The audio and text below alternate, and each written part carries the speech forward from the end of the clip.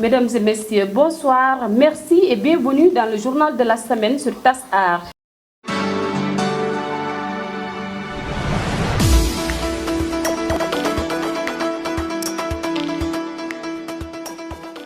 Avec un large focus sur la vie politique à Kolda, élection locale oblige, le maire Abdoulaye Bibi Baldé, candidat à sa propre succession, appelle les responsables du Benno Bokk Yakaar à l'unité pour une victoire au soir du 23 janvier 2022. Voici Abdoulaye Bibi Baldé au micro de Baba Mbalo. C'est l'occasion pour moi aussi de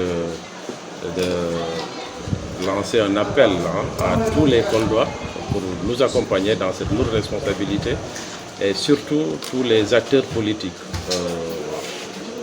La coalition Benno Bokk Yakaar, la majorité présidentielle, que nous tous nous puissions travailler en parfaite synergie dans la sincérité et tel qu'instruit par le président de la République d'ailleurs. Voilà. Il l'a dit à maintes reprises qu'il nous a donné même du temps pour chercher le consensus, l'unité et faire les choses dans la synergie. Et c'est ce que nous avons essayé de faire, voilà, avec beaucoup de contacts, de rencontres. Mais on comprend les uns et les autres. Une unité de façade est constatée dans la coalition Benno Bokk Yakaar après l'espoir de Macky Sall sur ses candidats à Kolda. Le directeur des domaines du Sénégal a annoncé sa candidature. Mame Boye Diao et sa coalition Ndiadène vont à l'assaut de la mairie de Kolda et des 14 collectivités territoriales. Mame Boye Diao est interrogé par Kadidiatou Thiam. Je parle à la jeunesse de Kolda. Il y a des combats où on ne peut pas faire de procuration. Man xeexal ndawu Kolda xeexu développement wu Kolda mënuma ko dénk kenn dañ koy xeexal suñu bopp loolu mënuma ko dénk kenn politique jaraluma ko coalition jaraluma ko sama carrière jaraluma ko ku nekk day am xalaat ni li mu war a defal askanam moo gën bu dee askanam wóolu na ko daf ko war a jox ñu liggéey te loolu la ñu xam man je ne vais pas me battre par procuration on ne va pas se battre pour les autres. Nous avons une vision commune pour le développement de Kolda. Il faut être généreux avec les siens. Il faut être généreux avec sa famille. Il faut être généreux avec sa ville. Il faut être généreux avec sa population. Et ça, ceux qui ne le sont pas, nous trouverons tous les jours sur leur chemin. moo tax loolu c'est non négociable du ma ci waxtaan ak kenn. C'est décidé. Nous allons concourir au suffrage autant dans la commune que dans le département, que dans les 14 collectivités territoriales du département de Kolda. Restons avec le directeur des domaines du Sénégal, Mame Boye Diao, parle de ses ambitions pour Kolda, dont le dragage du fleuve qui sépare la ville en deux grands versants. Le voici au micro de Amadou Diao. En réalité, nous avons prouvé déjà, avant que nous ne puissions avoir de mandat, ni local, ni national.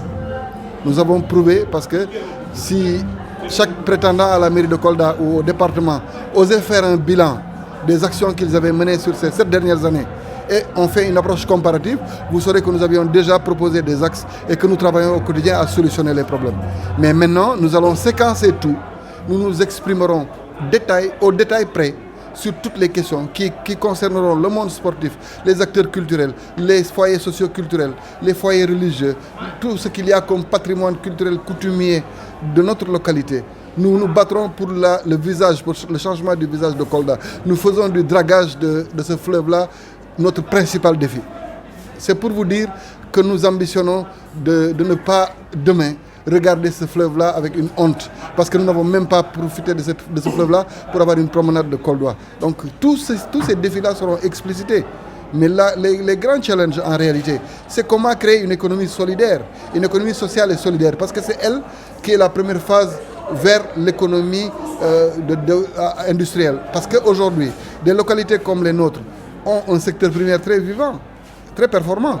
Mais nous ne créons pas de valeur ajoutée au niveau local parce que nous n'accompagnons pas les producteurs pour qu'on ait un premier niveau de transformation.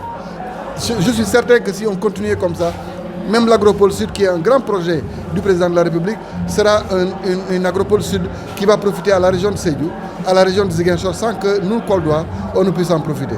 C'est tous les secteurs sinistrés, l'agriculture, l'élevage, parce qu'en réalité, nous savons qu'il y a des compétences transférées, mais nous savons aussi qu'il y a un cadre incitatif qu'on peut créer pour que même les compétences qui sont exercées par le gouvernement puissent avoir un lit favorable au niveau de nos localités. Quelles sont les attentes des populations de la ville de Kolda sur le prochain maire à l'issue des élections locales du 23 janvier 2022? Tassar a promené sa caméra dans les rues de Kolda. Suivons ce micro-trottoir. Il y a beaucoup de défis à relever au niveau de Kolda.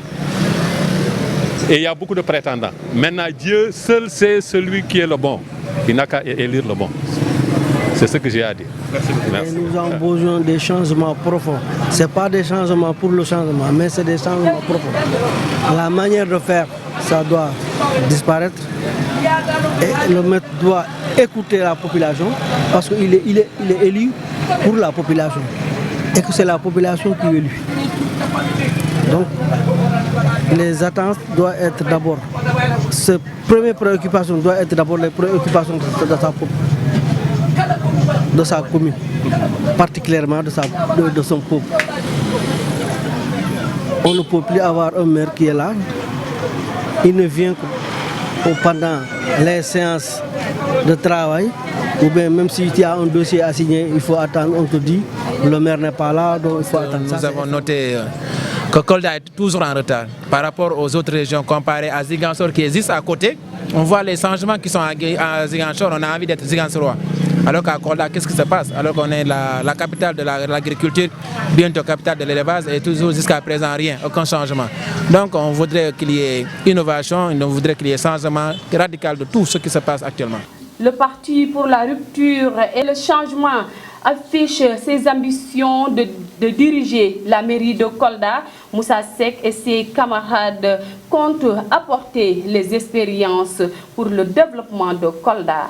PRC est candidat pour la mairie aux prochaines élections locales. Moussa Seck s'en explique au micro de Baba Mbalo.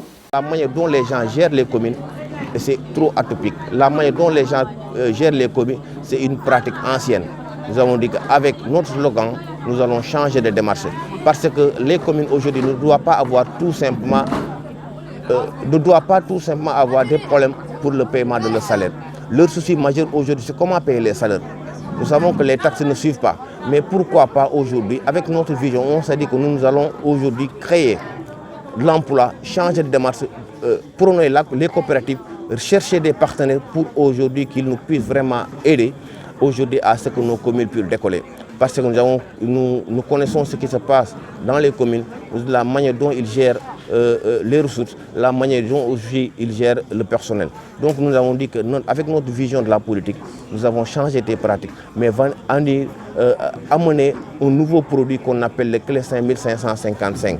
Les clés 5555, c'est un programme, c'est une gamme qui est là pour résoudre le problème de la population. C'est une gamme qui est là pour changer de démarche. C'est une gamme qui est là pour un peu appuyer le développement de notre localité. Dernier élément de ce journal, nous parlons de sport football dans la commune de Sarayoba-Diega.